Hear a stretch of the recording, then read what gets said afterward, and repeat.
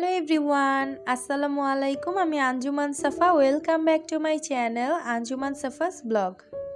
কেমন আছেন সবাই? আশা করছি ভালো আছেন। আলহামদুলিল্লাহ, আমরাও অনেক ভালো আছি। আবারও চলে এলাম আপনাদের মাঝে নতুন একটি ব্লগ নিয়ে। আমি আশা করছি আমার আজকের ব্লগটা আপনাদের খুবই ভালো লাগবে এবং আমি আশা করব আমার আজকের পুরো ব্লগটার সাথেই থাকবেন। তো আপনাদের গত ব্লগে আপনাদের সাথে শেয়ার করেছিলাম যে দেবরের বিয়েতে আমরা কি কেনাকাটা করলাম দেবরের বউয়ের জন্য। তো সেগুলো আপনাদের সাথে অলরেডি শেয়ার করা হয়েছে। আপনারা চাইলে আমার ওই ভিডিওটা দেখে আসতে পারেন। যাই হোক, অনেক আনন্দ করে কেনাকাটা করলাম। তো বউয়ের জন্য সব কেনাকাটা শেষ। এখন হচ্ছে এগুলো সব বউয়ের বাপের বাড়ি গিয়ে বউয়ের হাতে এই জিনিসপত্রগুলো তুলে দিব। তো মোটামুটি আমরা অতটা বড় অনুষ্ঠান করব না, ছোটোখাটো করে একটা কাবিন করে তারপর বউকে নিয়ে চলে আসব। তো আমরা যতটুকু সম্ভব চেষ্টা করেছি যে ঘরোয়াভাবে আসলে বিয়ের আয়োজনটা করার জন্য। তো আলহামদুলিল্লাহ আমরা চেষ্টা করছি যাতে আল্লাহর অশেষ রহমতে সেভাবেই হয়। আর আপনারা সবাই দোয়া করবেন। এখানে আজানের বাবা রেডি হয়েছে, আমরা সবাই যাব। আম্মু আমার সাথে, আমার আম্মুও যাবে। তো আফিফাও রেডি হয়ে গিয়েছে। তো এখন আমরা সবাই রওনা দিব আর আমাদের গাড়িও চলে এসেছে। তো এই তো মোটামুটি আমি রেডি, এখন আমরা বের হয়ে যাব।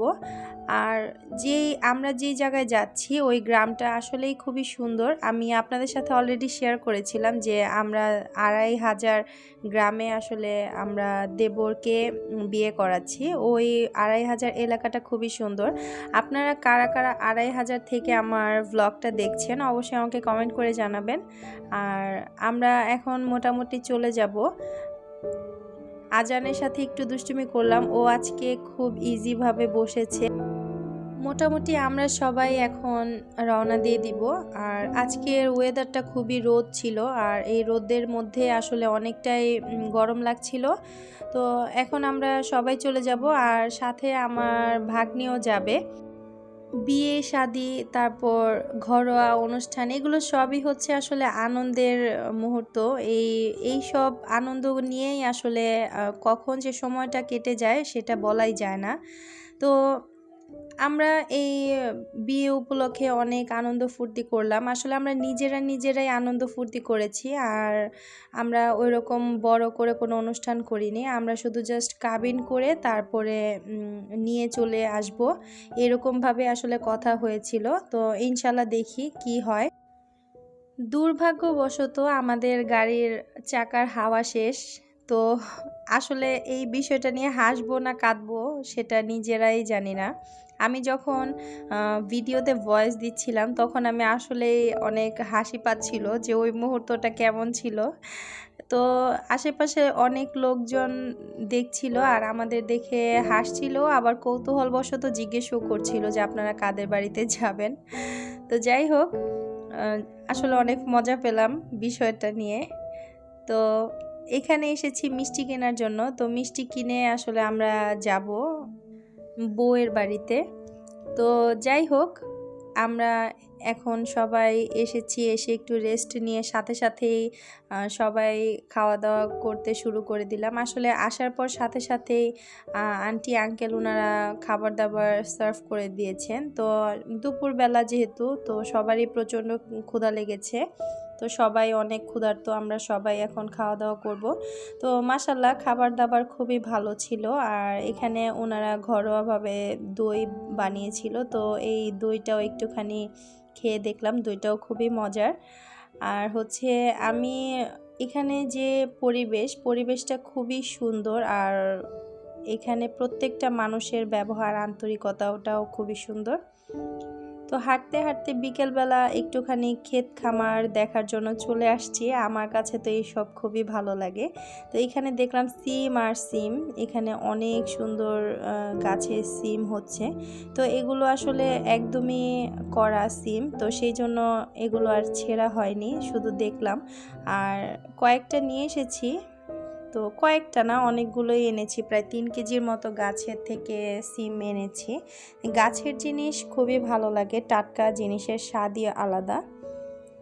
তো এখানে অনেক ছোট ছোট স্মৃতি আমি ভিডিও ফুটেজ করে তারপরে রেখেছিলাম, দেখলাম। আর মনে হচ্ছিল যেন গ্রামের যে একটা পরিবেশ, এই পরিবেশটা খুবই সুন্দর। আমরা তো এখন শহরে থেকে আসলে গ্রামের যে পরিবেশ এগুলো ভুলেই যাচ্ছি। তো আমার কাছে খুবই ভালো লাগে গ্রামে লাকড়ির চুলায় যে রান্না বান্না, তারপর হচ্ছে গ্রামে যে শাক সবজি চাষ করে টাটকা যে জিনিসের স্বাদ, ওই স্বাদটা এখন খুবই কম পাওয়া যায়। তো এই সব জিনিসগুলো আমরা খুবই মিস করি। আর আমাদের ছেলেমেয়েরা তো, ওরা তো এইসব কোনো জিনিস পেলই না। তো এগুলো আসলে ভাবলে অনেক কিছুই মনে হয়। যাই হোক, অনেক বকবক করলাম।